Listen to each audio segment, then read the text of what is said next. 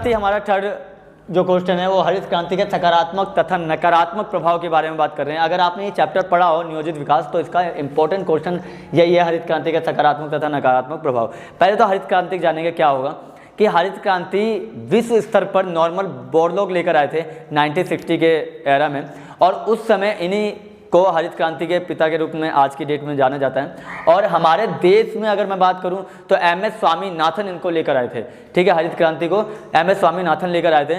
और हरित क्रांति है क्या? ये एक तरह की क्रांति है जिन्होंने मतलब जिसके कारण 96 में जो प्रॉब्लम आई थी कृषि में, खाद्यान्न संकट में, उसको इसके द्वारा सॉल्व कर दिया गया था, ठीक है।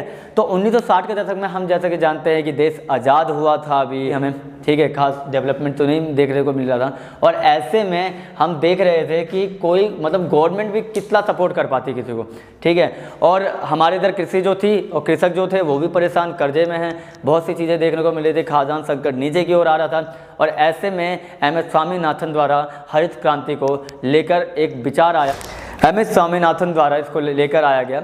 और MS स्वामीनाथन ने ही HYV बीज का सजेशन दिया गवर्नमेंट को, और गवर्नमेंट ने किसानों को, कई किसानों को लाइक मशीनों के लिए पैसा देना और उसकी फसलों में कई तरह की फसल करने का टीचिंग करना, ये सारा गवर्नमेंट की तरफ से हो रहा था। और ऐसे में हम देखते हैं कि 1978 से 79 तक 131 मिलियन टन अनाज हमारे देश में उगाया गया था, जो कि बहुत बड़ी बात थी उस समय।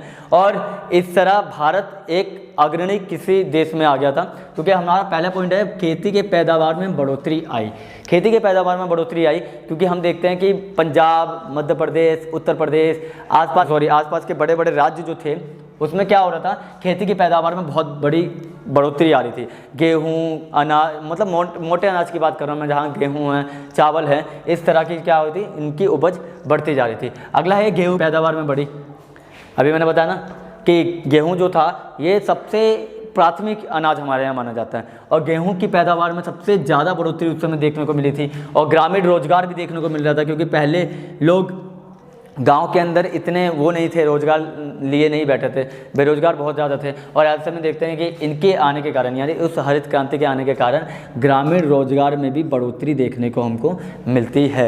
और फोर्थ पॉइंट है औद्योगिक विकास। औद्योगिक विकास में क्या होता है, कृषि के लिए जो मशीनीकरण की ज़रूरत पड़ती है, कृषि के लिए मशीनीकरण होता है, जैसे फॉर एग्जांपल ट्रैक्टर हो गया, थ्रेसर हो गया, ठीक है, सिंचाई के लिए पंप हो गए, इन सब के लिए अब क्या हो रहा था कि इसकी डिमांड बढ़ेगी, ऑब्वियस सी बात है, क्योंकि कृषि अच्छी हो रही है तो डिमांड बढ़ेगी, और डिमांड अच्छी होगी तो ऑब्वियस सी बात है ये इंडस्ट्रियलाइजेशन को क्या करेगा, बढ़ावा देगा। और इस तरह औद्योगिक विकास भी हमें देखने को मिलता है इसी समय में, ठीक है। और अब हम इसके नेगेटिव पॉइंट की बात करते हैं, तो अब हम नकारात्मक प्रभाव की बात कर रहे हैं। नकारात्मक प्रभाव की बात करें तो सबसे पहला था कि HYP का सीमित कवरेज, यानी जो बीज थे ना उनके सीमित कवरेज थे, यानी कि कुछ ही फसलों में देखा गया, जैसे गेहूँ, ज्वार, चावल, मक्का, ये जो मोटी मोटी फसलें थी ना उसके अंदर हम देखते हैं कि इसका ज़्यादा फायदा देखने को मिला है। मगर जो अलग फसलें थी जैसे कि गैर खाद्य अनाज शामिल नहीं, ठीक है, इसमें कपास था, जूट था, चाय थे, इस तरह की फसलों में ना इसका कोई फ़ायदा देखने को हमें मिलता नहीं है। तो ये इसका नेगेटिव पॉइंट भी है